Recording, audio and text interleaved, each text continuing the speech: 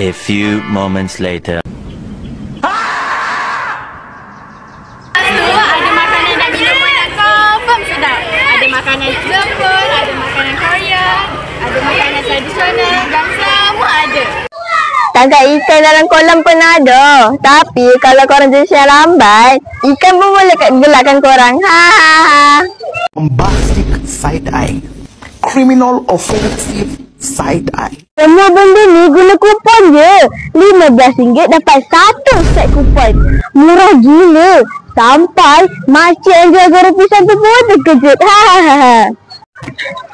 Dah, dan cabutan betul ada 2 atas bimbing. Oh my god!